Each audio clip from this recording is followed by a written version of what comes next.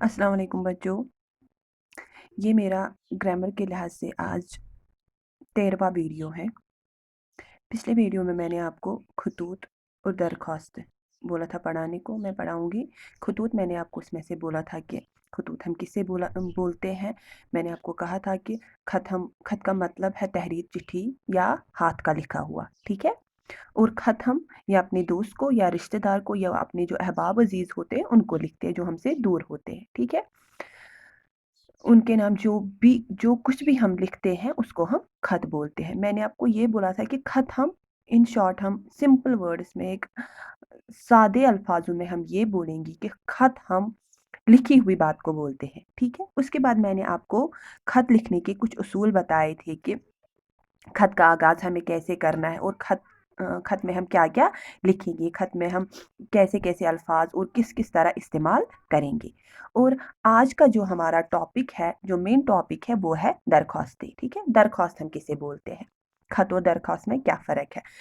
मैं आपको बता दूं कि जो खत है और दरख्वास्त है, दोनों चीज़ें तहरीर की हुई होती है। मतलब खत भी हम लिखते हैं और दरख्वास्त भी हम लिखते हैं। लिखी हुई बात को हम खत बोलते हैं, अगर हम लिखी हुई बात को हम दरख्वास्त भी बोल सकते हैं, ठीक है। दोनों चीज़ें लिखी हुई होती है, लेकिन अब फ़र्क क्या है खत और दरख्वास्त में।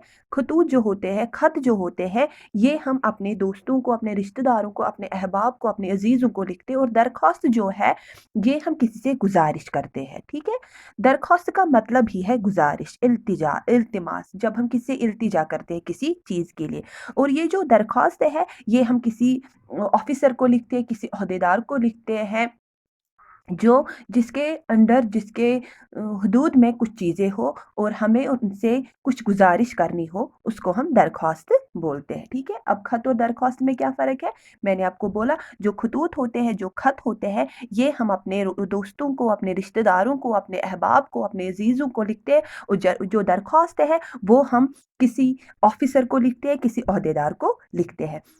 खत और दरख्वास्त में एक चीज़ मतलब जो इन दोनों में कॉमन है, जो एक चीज़ इनमें जो दोनों में पाई जाती है वो ये है कि खत भी लिखे होते हैं और दरख्वास्त भी लिखे हुए होते हैं, ठीक है। और मैंने आपको बोला कि जो खत होते हैं उनके लिखने के उसूल क्या है। अब मैं आपको बता दूं कि दरख्वास्त लिखने के भी कुछ कायदे होते हैं, कुछ उसूल होते हैं, जिनको हमें जब भी हम कोई दरख्वास्त लिखे हमें इन चीज़ों को ध्यान में रख के दरख्वास्त लिखनी चाहिए, ठीक है। अब मैं आपको बता दूं कि दरख्वास्त कैसे लिखी जाती है, ठीक है। पहली सतर जो होती है, जब आप दरखास्त शुरू करोगे, जो पहली सतर होती है उसमें आप ऑफिसर का ओहदा और पता लिखोगे। मतलब जब आप खत लिखते हो, आप खत में शुरू से ही पहले जिसके नाम खत लिखते हो उसका नाम लिखते हो। मतलब आप अपने दोस्त का नाम लिख सकते हो, आप अपने रिश्तेदार का नाम लिख सकते हो, जिसके नाम आप खत लिख रहे हो। लेकिन दरख्वास्त में आप जो ऑफिसर होता है उसका नाम नहीं लिख सकते हो, ठीक है।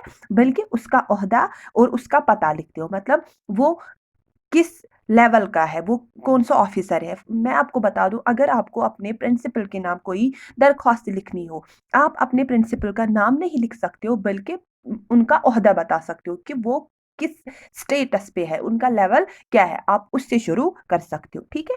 और दूसरी सतर के दरमियान में जनाब आली या मोहतरम लिखते हैं, ठीक है। जो दूसरी सतर होती है, पहले सतर में आप जो ऑफिसर होता है उसका ओहदा और पता लिखते हो, और दूसरी जो सतर होती है, दूसरी लाइन जो होती है उसमें आप जनाब आली या मोहतरम लिख सकते हो, ठीक है। तीसरी सतर में दो तीन अल्फाज की जगह छोड़कर मुअद्दिबाना अंदाज में अपना मकसद तहरीर कीजिए। अब जो तीसरी लाइन होती है उसमें आपको पहले थोड़ी सी जगह छोड़नी होती है, उसके बाद जो आपकी गुजारिश होती है वो आप तहरीर करते हो। मतलब आप क्या चाहते हो, आप किस बारे में दरख्वास्त करना चाहते हो वो आप लिखते हो, ठीक है। मैं आपको बता दूं, मसलन गुजारिश है कि, फिर आप क्या चाहते हो, मौदिब या लिख सकते हो आप मौदिबाना इल्तिमास है कि, या आप निहायत अदब से गुजारिश है कि क्या आप चाहते हो, ठीक है। तो जो अब मतलब जो चौथी चीज़ है जो आपको दरख्वास्त में ध्यान रखनी है वो है दरख्वास्त मख्तसर और सादा अल्फाज में लिखे। जिस अफसर को दरख्वास्त लिखी जा रही हो उसका एहतराम का पूरा ख्याल रखना चाहिए, ठीक है। जो आपका दरख्वास्त हो वो मुख्तसर हो और सीधे और सीधे अल्फाजों में हो, ठीक है। मुख्तसर हो मतलब ज़्यादा लंबा नहीं है, खींचना नहीं है, ज़्यादा लंबा नहीं खींचना है, बल्कि चंद अल्फाज में लिखना है जो